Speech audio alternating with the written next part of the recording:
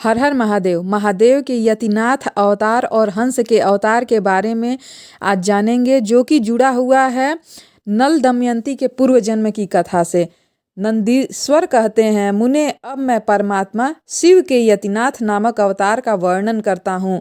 मुनीश्वर अर्बुदाचल नामक पर्वत के समीप एक भील रहता था जिसका नाम आहुक था। उसकी पत्नी को लोग आहुका कहते थे। वह उत्तम व्रत का पालन करने वाली थी। वे दोनों पति पत्नी महान शिव भक्त थे। शिव की आराधना पूजा में लगे रहते थे। एक दिन वह शिव भक्त भील अपनी पत्नी के लिए आहार की खोज करने के निमित्त जंगल में बहुत दूर चला गया।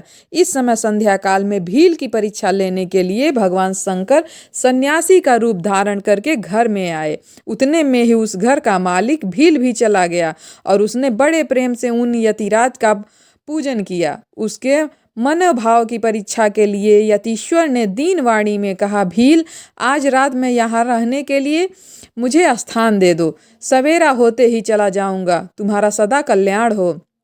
भील बोला, स्वामी जी, आप ठीक कहते हैं, तथापि मेरी बात सुनिए। मेरे घर में स्थान तो बहुत थोड़ा है, फिर उसमें आपका रहना कैसे हो सकता है। भील की यह बात सुनकर स्वामी जी की वहाँ से चले जाने को उद्यत हो गए। तब भीलनी ने कहा, प्राणनाथ, आप स्वामी जी को स्थान दे दीजिए। घर आए हुए अतिथि को निराश मत लौटाइए, अन्यथा हमारे लिए बहुत ही अधर्म हो जाएगा। धर्म के पालन में बाधा पहुंचेगी। आप स्वामी जी के साथ सुखपूर्वक घर के भीतर रहिए और मैं बड़े बड़े अस्त्र शस्त्र लेकर के बाहर रहूंगी। पत्नी की यह बात सुनकर भील ने सोचा, इस स्त्री को घर से बाहर निकालकर मैं भीतर कैसे रह सकता हूँ। सन्यासी जी का अन्यत्र यात्रा जान करके मेरे लिए अधर्म कारण होगा। ये दोनों ही कार्य गृहस्थ के लिए सर्वथा अनुचित है, अतः मुझे ही घर से बाहर रहना चाहिए।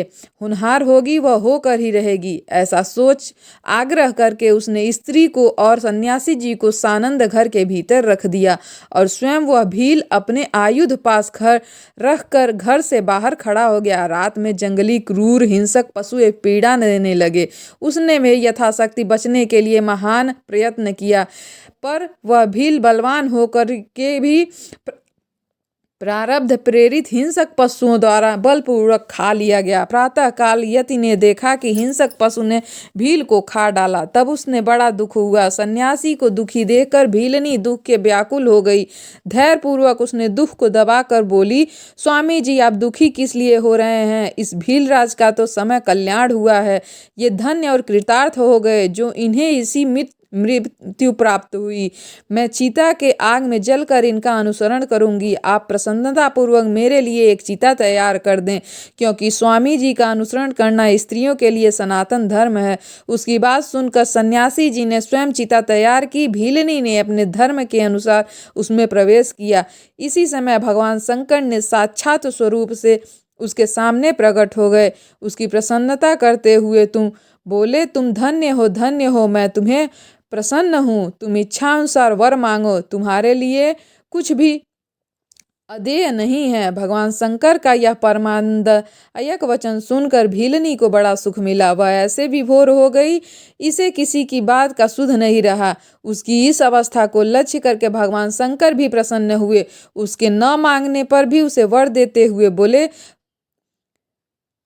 मेरा जो यति रूप है यह भावी जन्म में हंस रूप में प्रकट होगा और प्रसन्नता पूर्वक तुम दोनों का परस्पर मिलन करवाएगा। यह भील निषेध देश के उत्तम राजधानी में राजा वीरसेन का ज्येष्ठ पुत्र होगा।